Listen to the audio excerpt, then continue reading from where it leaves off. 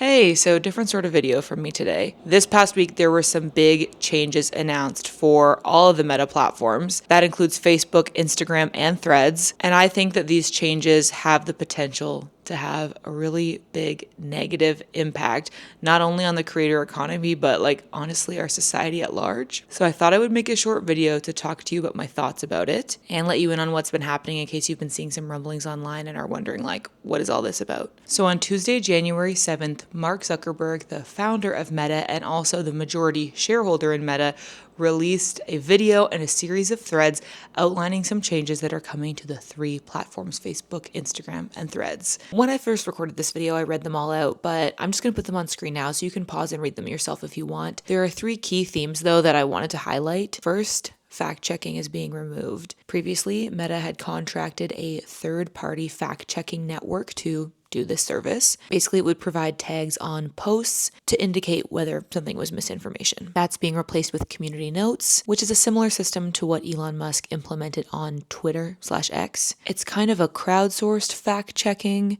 but you can't really call it fact-checking because the people doing it aren't actually doing the rigorous research that real fact-checkers do. Okay, second thing, moderation is really being rolled back, and the moderation team that remains is being moved to Texas to remove bias, as Zuckerberg puts it. To be clear, there's no way to move your moderation team to a different location in order to remove bias because all human beings are biased. I really think this was more of just Zuckerberg's way of passive aggressively making his own political statement. Okay, number 3, political content is going to be recommendable in the algorithm again. For the last little while, anything that was deemed political was not eligible for recommendation, meaning if you posted it, your followers would see it, but it would not show up as recommended content either in the Reels feed or the regular feed. And now that is changing. I don't think it takes too much reading between the lines to realize that what Mark Zuckerberg is kind of saying here is he wants there to be less content moderation, more free speech, aka more ability for people to harass, share hate speech, and have no consequences for it, because that's basically what's happened on X. This part isn't overly emphasized in the Threads post, but I feel like he talks about it at length in the video. And to me, his whole thing about how Meta and the US government together are going to fight against the tyranny of European censorship. I really feel like he's using the concept of censorship here as a proxy actually for corporate regulation, because what Europe and the EU is doing is rightfully trying to regulate these tech companies that have so much control and power over our everyday lives, and they're trying to protect consumers. All of these different things around the way that we use the internet, and obviously if you are the billionaire founder of one of these tech companies, you'd rather not be regulated. Mark Zuckerberg would love to just go around doing whatever the heck he wants without any accountability, and so I really feel like he's using this whole censorship argument as a kind of proxy for that. What he really doesn't like is Europe's oversight of what he does with his apps. But he's trying to turn it into a conversation about free speech. Okay, so what do these updates actually mean in a practical sense? Well, to me, the most obvious and largest concern is that all of these platforms that we spend a lot of time on and where we find community online and where we share our content are going to become less welcoming and less friendly to everybody, honestly, but also particularly to marginalized groups who suffer the most from online harassment, particularly people in the LGBTQ plus community who Meta just seems to be absolutely throwing under the bus. Unfortunately, it's not as though Meta has been treating the LGBTQ plus community all that well up until now, and I just think it's going to get worse. Interestingly, these kind of things came out at the same time, but I really recommend that you check out this article from Taylor Lorenz of User Mag. She's probably my favorite journalist who's covering the social media and online tech space right now. And she recently reported on how Instagram has been hiding search results from teenagers if they have anything to do with LGBTQ plus topics. The article lists it all, but a set of fairly innocuous hashtags. It's just hashtag lesbian, hashtag transgender. All of these things would be hidden from the search results if you had the sensitive content filter turned on. And obviously that is really frustrating and really harmful for LGBTQ plus teens who are trying to connect with their community and get resources and knowledge. That in particular really makes me sad because I just think back to my own teenage years on Tumblr and how much looking up information about feminism and gender and sexuality was so mind-opening and liberating liberating for me as like a 16 or 17-year-old. And Instagram has been taking that away. And like I said, I think it's only going to get worse. Since Zuckerberg released these announcements about how they're changing moderation, people online have been diving into their new policies kind of more in depth. The exact text of the policy reads that mental characteristics, including but not limited to allegations of stupidity, intellectual capacity, and mental illness, will not be allowed unless the allegations of mental illness or abnormality are based on gender or sexual orientation, given political and religious discourse about transgenderism and homosexuality. Meta is very willing to allow harassment and hate speech against LGBTQ folks, all in support of the concept of free speech. Okay, so all of that is pretty clear in how it can make this whole platform a much more negative space. And I think it's pretty obvious that the lack of fact checking is just going to continue to aid in the spread of misinformation in society, leading to lack of trust and authority and, people just like not believing the evidence that they see. Now, look, I know a lot of creators are interested in Meta improving their moderation and flagging system because many people deal with false flags on their account, like having their content be restricted and not recommended, even though they are following the community guidelines. And I totally get that is a very frustrating thing to go through, and I think that they should improve that. But I don't think the solution is just like removing restrictions in such a sweeping way. Even in the video release on this, Zuckerberg says like, this means that you're going to see more bad stuff, or we're going to miss more bad stuff. So I don't know. I feel like this is kind of a interesting like debate. What is actually the greater harm? Like genuine negative, hateful content getting pushed out to people, or some people having their content temporarily like suppressed? The annoying thing is I feel like the people who have had their content suppressed historically are not likely going to see it go any further after these changes, because it's clear like more like marginalized voices are not the ones that Zuckerberg is trying to help here.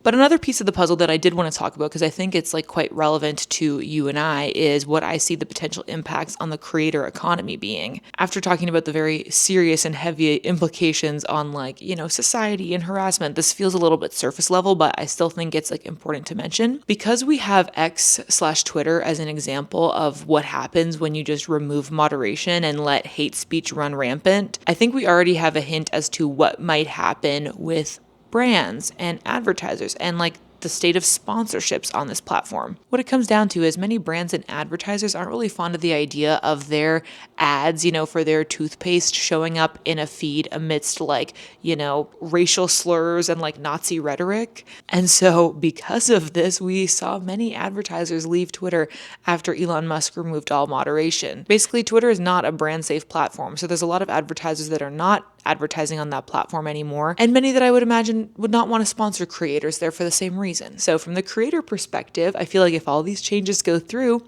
and we see the same natural consequences that we saw on Twitter, we could see the Meta platforms become not very brand safe as well. In my opinion, this is an incredibly misguided move because obviously Meta's entire business model is based off of advertising. But I think it's also important to note that Meta and X are very different companies. X is privately owned, which means Elon Musk doesn't have to report to any shareholders about revenue or profitability. So he can just let advertisers leave and lose money if he wants. Meta, on the other hand, is a publicly traded company, which means they do have shareholders to answer to, which, if anything, I think this might end up being their motivation to ensure that their platforms remain brand friendly for this exact reason. Honestly, all of this stuff, just kind of makes me sad. Instagram has become such like a special place for me where I can connect with all of you for one thing, but it's also where I connect with my peers who also work in this industry. It's where I keep up with my friends. And I think like how a lot of us creators are probably feeling right now is just how frustrating it is to have so much invested in a place that you ultimately have no control over.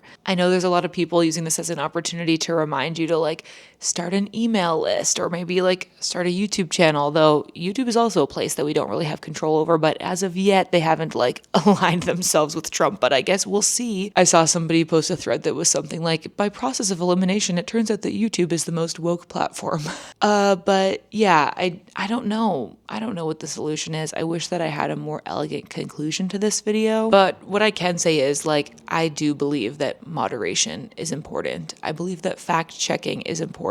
I think that these things are the responsibility of, the companies that are massively wealthy that have control over these platforms. But unfortunately, within our capitalist system, it's incentivized to do less because obviously by not hiring fact checkers and removing moderation staff, like that's a cost savings to Meta and therefore like a benefit to them. And so obviously, like the only way that companies are going to do those things that, in my opinion, they're responsible for, like making their platforms a more positive and safe place, is by government regulation, like by the governments of the countries that they are present in, forcing them to do that. And it is abundantly clear that that is not going to happen. I guess the place where I can leave this video is just by saying, I know, there'll be many of you watching that are seeing these changes to the Meta platforms and feeling like you are increasingly unwelcome in those places. And for one, I just want to say, you're very welcome here in my community, and I want to do what I can to make it a safe and welcoming space for you here. And also, while it might seem like the solution is to abandon these platforms,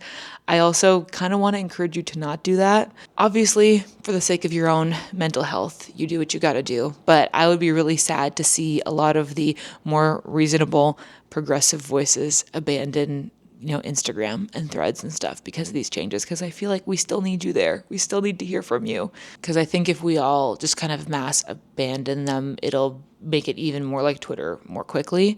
So yes, we will see how things pan out. Be really curious to hear your thoughts about all of this in the comments. Let me know if you like hearing these kind of more casual updates from me, because I really don't do videos like this that often, but seemed like it was relevant for all of us, so I thought we should chat about it. And yeah, check out the description for links to all the different stuff that I referenced, because I think it will be helpful reading material for you. Okay, I think that's it for now. Make sure you're taking care of yourself, but also I hope that you keep sharing your voice and your content in these spaces, because I want to hear from you. And yeah, we'll chat in the next video. Bye.